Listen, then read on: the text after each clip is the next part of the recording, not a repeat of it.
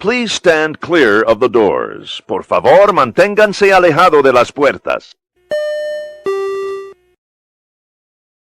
Good morning, good afternoon, good evening all. Welcome to episode 10 of Monorail Memoirs. Today we'll be discussing the worst queues in Walt Disney World. We'll give a little bit of our ideas. As usual, we haven't corroborated, so there's no element of collusion here. And hopefully we'll be able to have a good narrative about what it is we think makes for some of the worst queue experiences. Lauren, I see your dog is walking past you, so it's good that we have some animal representation here. I don't think you've ever been to Walt Disney World, though, have you? No, I don't think she would love to, though. I'm sure she would. Of course, there is of course a pet storage area near the ticket and transportation centre. But you can't imagine that's a cheap endeavour. And you'd have to fly them out anyway. So by the by. But as always, before we get started, Lauren, how are you? I am very good, thank you. It's been very lovely and sunny over here in England. Sometimes a little bit too sunny, but yeah, no, it's been going good. How are you?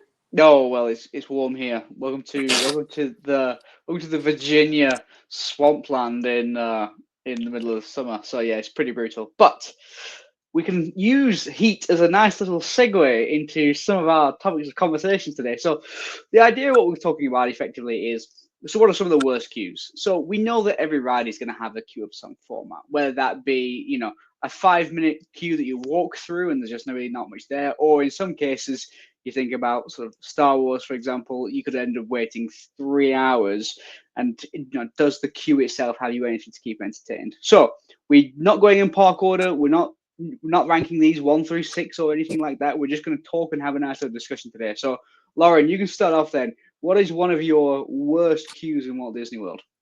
So it's really interesting that you said about the heat thing, because one of mine is due to the heat. It's actually the Jungle Cruise queue. Oh, yeah.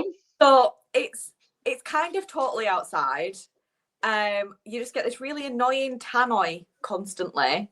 I mean, it can be a little bit funny, but because of how long the queue usually is, it's on a loop. So you hear it about 5 times before you even get onto the boats, and there's zero aircon, and the sun blazes through one side. So if you're in the queue at the wrong time, you're just so hot, it's unreal. And sometimes the queue can be like 60, 70 minutes long. That's true, actually. The Jungle Cruise, especially the one in Walt Disney World, seems to get very long queues in the way that the one in California doesn't quite. And I'm not sure what the reason for that is. But the ride itself is pretty good. I mean, it's the ride's great.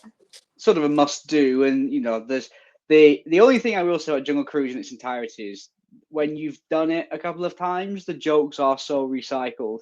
Although the one I haven't heard for many years, and it's something I think of every time we do it, is when you go through the dark bit, when you're going into the tunnel, or the temple, should I say. The joke they're making at the minute is about Shirley Temple.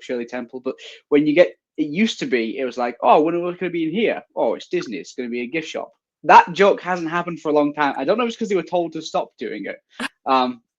But nevertheless, just as a slight detour, I'm obviously sporting a Run Disney top. However, my real contribution of Disney merchandise to this episode is the pen. This is an Alani pen from when I stayed at Alani in Hawaii. And with any luck, I'll be going back in a couple of years. And so I'm sure I can wax lyrical about that sometime. Okay, your Jungle Cruise, for a combination of lack of air conditioning, the heat, the fact that it's sort of repetitive, and there's not really much to see, is there? Yeah. No. I'm going to take your point about the heat, and I'm going to turn it up a notch, because I think there is a queue in Walt Disney World that is worse for heat than Jungle Cruise. It's the Tomorrowland Speedway. Because when you're in that speedway, yes, okay, we could argue the smell of the fuel is really nice. I agree. But for the most part, you are stood outside because of the temperature of the track. It just feels so hot. There is nothing to look at. There is nothing to interact yourself with. You can see how long the line is going to be, which is unusual for Disney because they like to trick you with different corners and different activities and splitting it up. But you know how long it's going to take. You can see it. I just think it's so hot. It's repressive. We're just nodding at this point. For those who I'd agree just sat here nodding. Yeah, my only comeback to that is it's not usually that long of a queue. So I can withstand that for 20 minutes. You know, it's not horrendous, and the smell of the fuel as well. Absolutely love it. Yeah, the smell of fuel is pretty good, actually, isn't it? It is. But no, when I think about Tomorrowland Speedway, as we were setting up for this podcast, as I was having a bit of a think through some of the attractions, every time I just think it's so unbearably warm. And you know, there's wider discussions that should be had as to what part does Tomorrowland Speedway actually still play in Tomorrowland at all. I am shocked, really, that there hasn't been somebody like a Chevrolet or maybe even a Tesla, for example, as an EV sponsor to redo the entire ride as an electric vehicle ride. It makes more sense in terms of the cost-benefit analysis for the attraction itself. It makes more sense for a sponsor to come in and be able to advertise their products to people. But we've continued with the Tomorrowland Speedway as is, and I think as part of any re-theme, should there be one, whichever company wishes to sponsor it can put in some shelter, or at least something half interesting to look at. So that would be the first one that came to mind for me was Tomorrowland Speedway. We'll give you first right of refusal as always. Then, Lauren, what's next on your list? So it's kind of gone on a bit of a similar vein, but it's more around, you can see the whole queue, so it's really daunting, and that's Spaceship Earth. You're queuing completely outside. What's exciting? Well, yeah, no. That's right, okay, ride but is no. Fantastic. Yeah. Okay. Well, let's just back up. Let's just back up slightly. There's a difference between a queue having nothing to do and a queue being actively bad. You were talking about how Tomorrowland Speedway is not a problem for a 20-minute wait. Has Spaceship Earth been over a 20-minute wait at any point in the last decade? It probably has, but yeah. But you do, because of the constant walkway movements in terms of how people get on. You never really stand still for long. So you're pretty constantly moving. I don't understand how that can be one of your worst queues in Walt Disney World. Because it's just, I think that it's not been thought of, really. They've just kind of thought, oh yeah, we've got this great attraction, and then, oh, but we've got nowhere to put the people who want to board the attraction. So we'll just put a load of back and fro's okay then, Lauren. Okay, you know, I have the power to make you king for a day. You get to do you can do anything you want with the Spaceship Earth queue. How do you change it? Virtual queue. Oh, that's quite a good answer, actually. Oh, that's an annoyingly good answer. Line. Yeah, I'll virtual queue it, and then when you tap, you go up the lovely ramp, you see the nice mural, and you get on the ride. That is an annoyingly really good answer, and I haven't seen that one going. That's a really good answer. Yeah, all right. Well, you solved how to make that better. Then just make it virtual queue. I can't get upset with that. I disagree with your notion that it's one of the worst queues, but I do accept it would be significantly improved by a virtual queue. I suppose one could take a break at this point and ask what wouldn't be improved with a virtual queue. We get on to sort of the best queues in the next episode, but I'm a little bit skeptical that there are many rides that are enhanced significantly by the queue experience. The Disney have taken something that was a fact of life, having to stand in line to get on an attraction, and by utilizing the virtual queue, they're able to manage crowds. They're trying to spread people around a little bit more, get people to spend more money by doing different experiences, perhaps in the shops and what have you. So I'm loath to think of many rides that would not be improved by having a virtual queue. But with that said, Spaceship Earth is your number 2, or at least one on your list. We're not doing them in terms of order. My one of the ones on my worst list was staying in Epcot.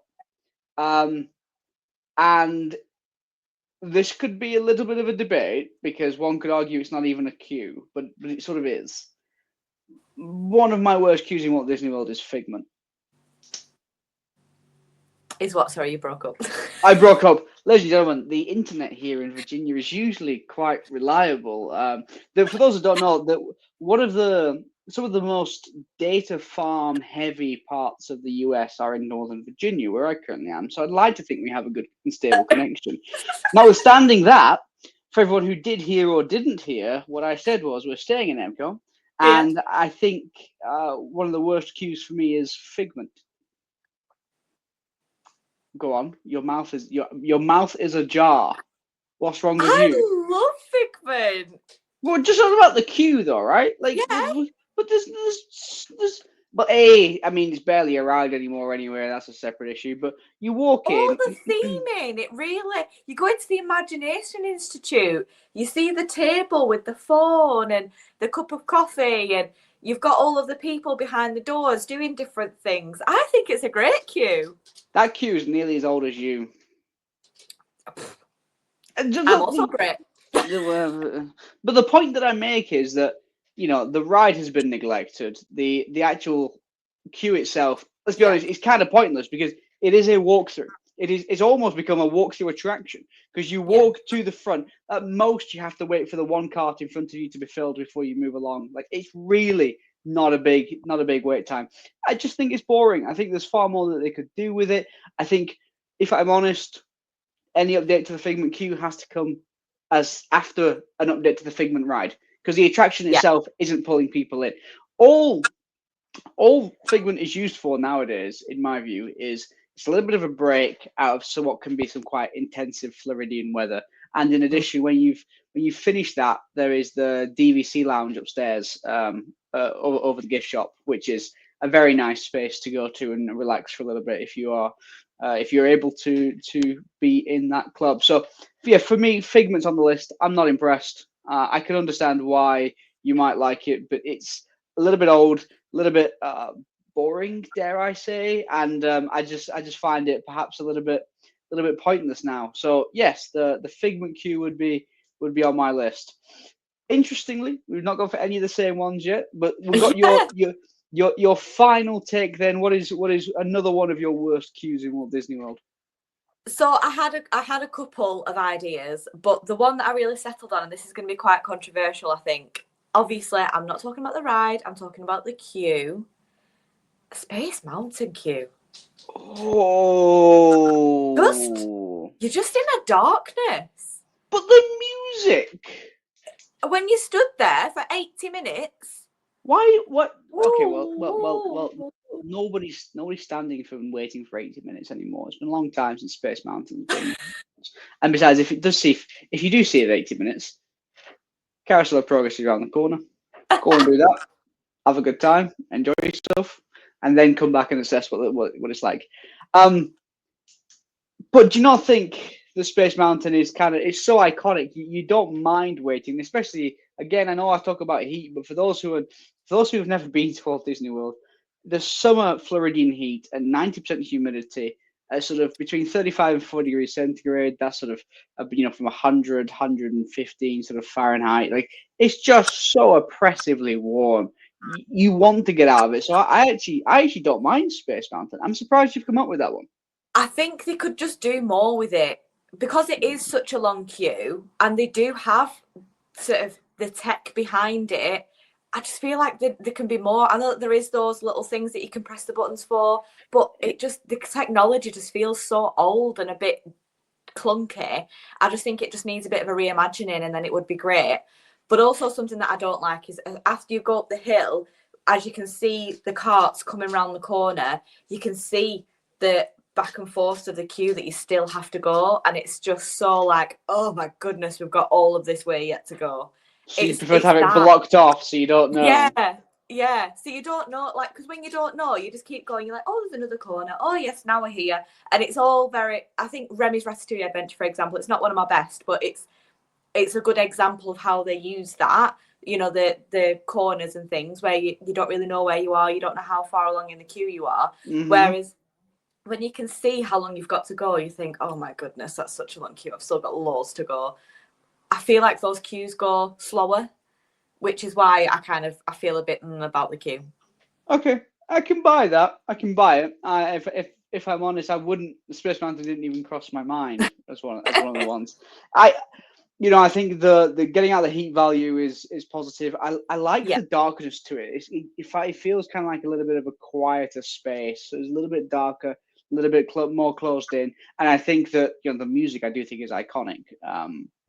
I'm the sort of person who sometimes when I need to get some work done or I need to study or what have you, I will put on, whether that be, lo-fi music in the background or what have you. But they're all of the tracks for the different attractions within Walt Disney World, but also just the general areas as well, have all got music various places online.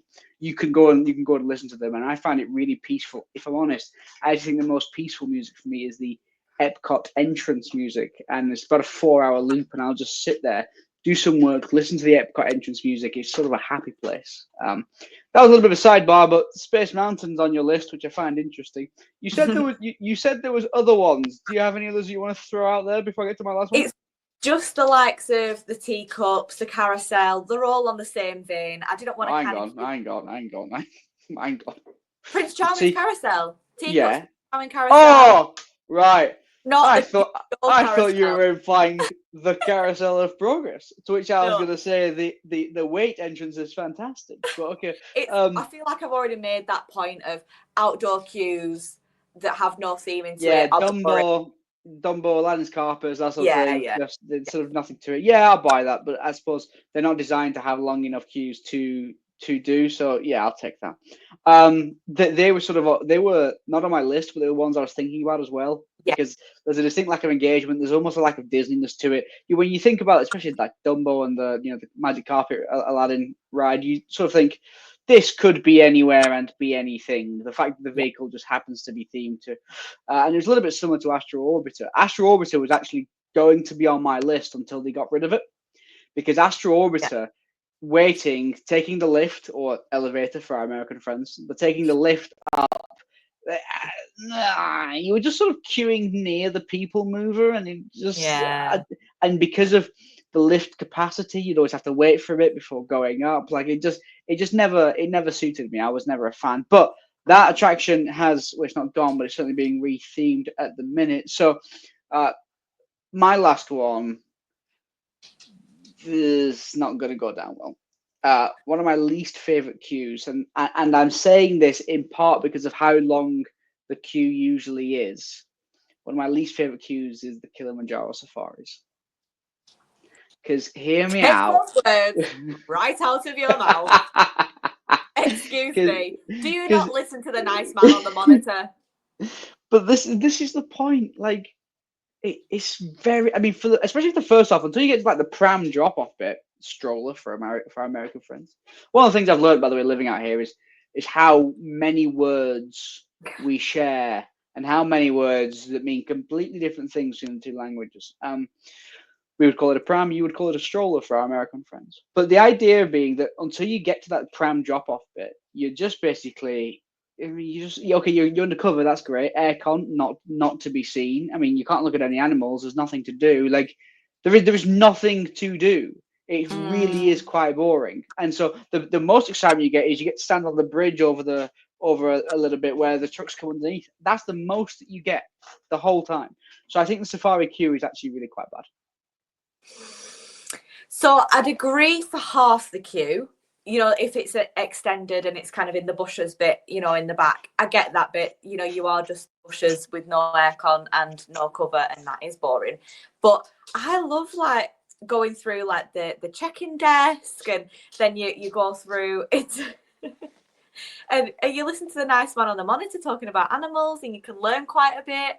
I mean, I'm not opposed to it, and it's also a queue that you don't know where you are as well, so that you don't see all these switchbacks constantly, which obviously we know I'm not a fan of throughout all of this. Indeed. But no, I knew because of your affection for Kilimanjaro Safari that it wasn't going to go down well. But no, I maintain I just don't think it's there.